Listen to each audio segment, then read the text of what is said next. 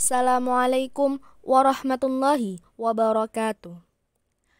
Perkenalkan, kami dari kelompok 4 akan menyampaikan materi mata kuliah studi hukum Islam tentang sejarah sosial hukum Islam di masa Nabi SAW dan Khulafaur Rasyidin. Sebelumnya, perkenalkan anggota kelompok kami. Yang pertama, saya sendiri, Risalatul Ummah dengan NIM 1100201200083. Yang kedua, ada Rizky Melania Agustin dengan NIM 11020120084. Yang terakhir, ada Dwi Andini Nurul Hamidah dengan NIM 11040120106. Latar belakang.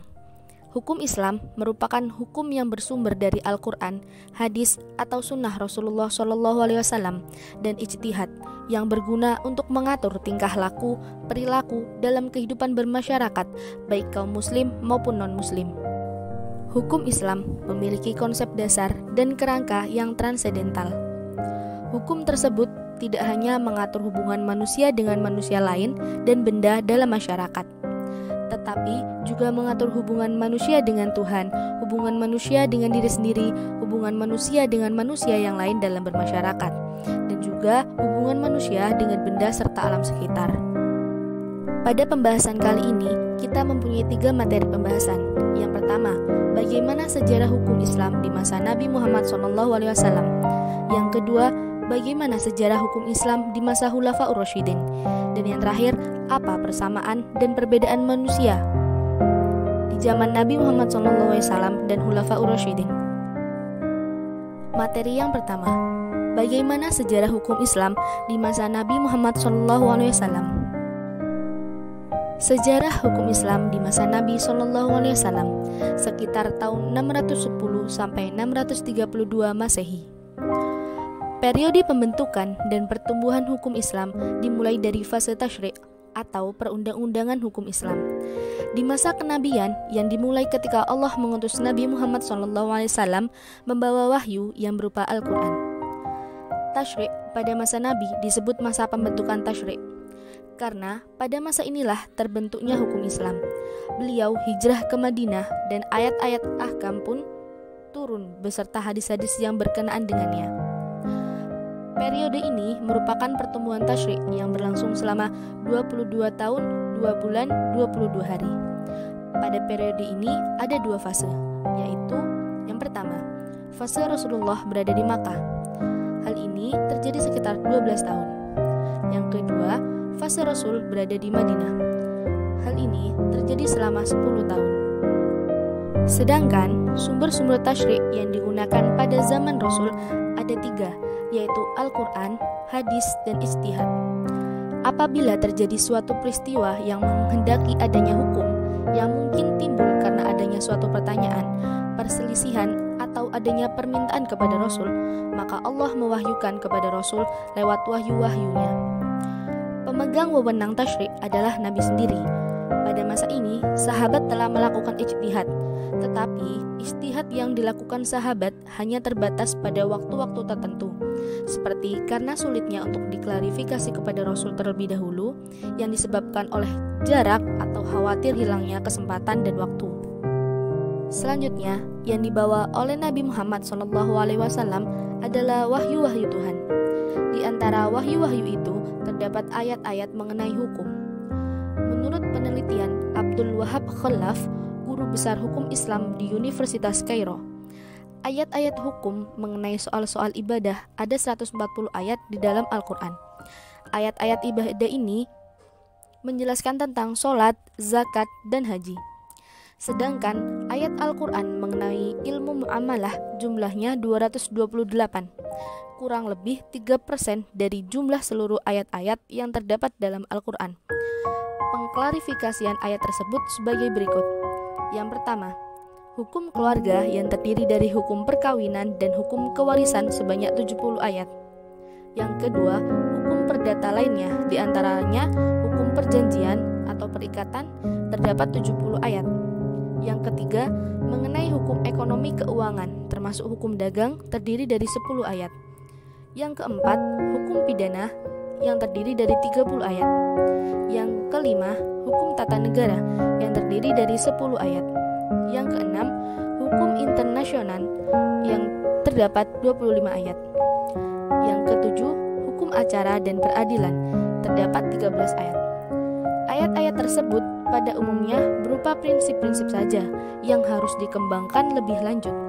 Selain berdasarkan wahyu, Nabi Muhammad SAW dalam memutuskan sesuatu berdasarkan pendapat beliau sendiri dengan sunnahnya. Yang kedua adalah sejarah hukum Islam di masa Khulafaur Rasyidin pada tahun 632 Masehi sampai 662 Masehi.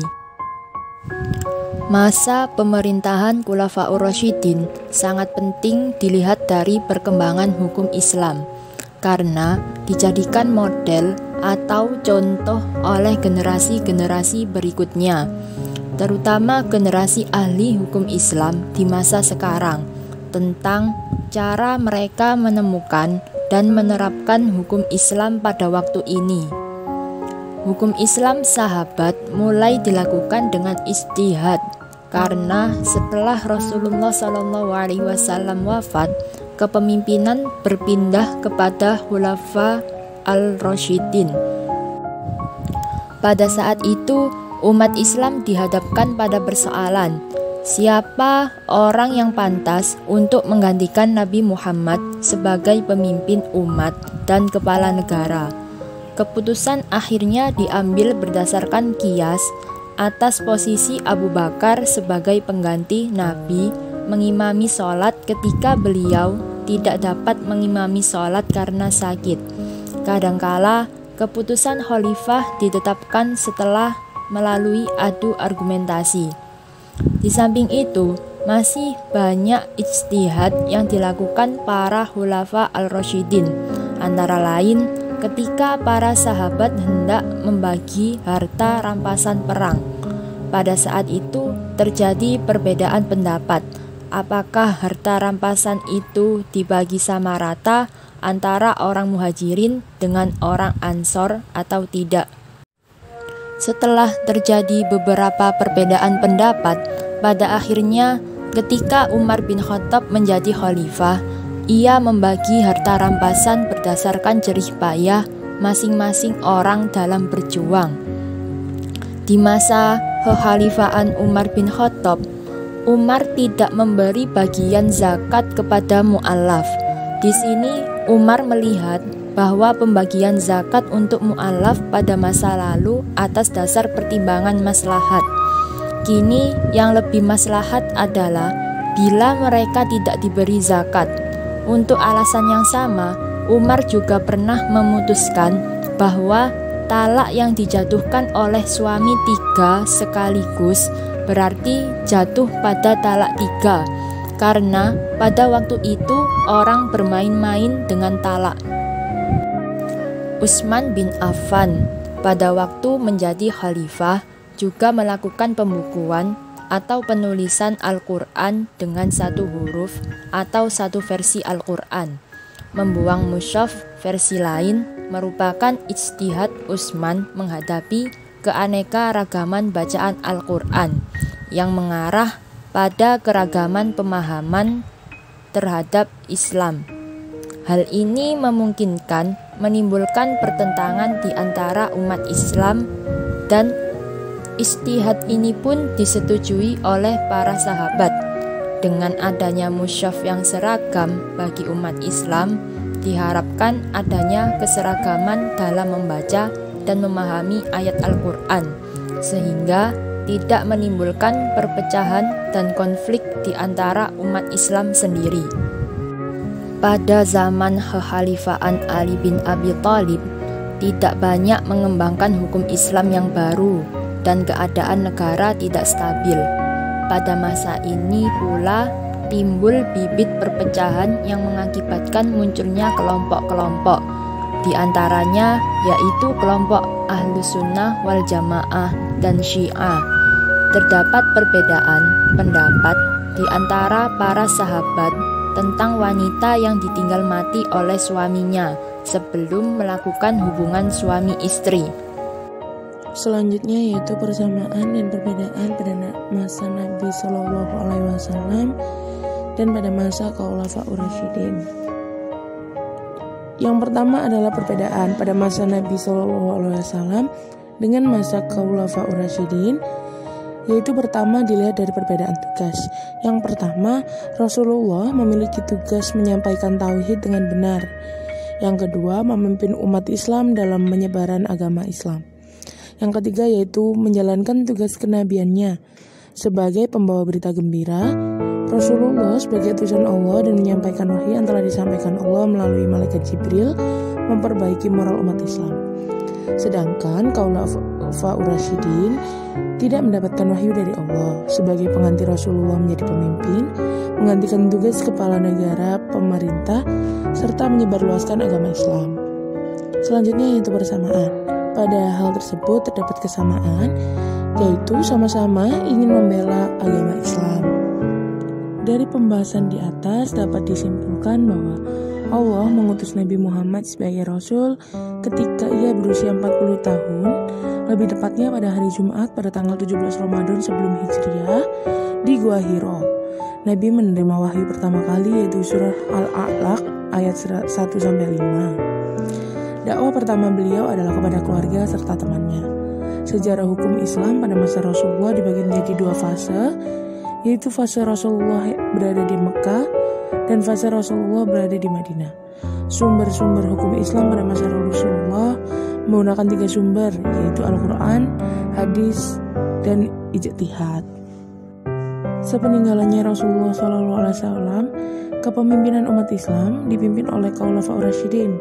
Semakin berkembangnya wilayah Islam sehingga memungkinkan munculnya permasalahan baru yang mana pada zaman Rasul belum ada dan harus diselesaikan dengan hukum Islam. Maka pada umumnya Khulafaur Rasyidin melakukan ijtihad dan dalam memutuskan masalah tersebut mereka tidak sendirian, tetapi mereka akan mendiskusikannya dengan sahabat yang lain.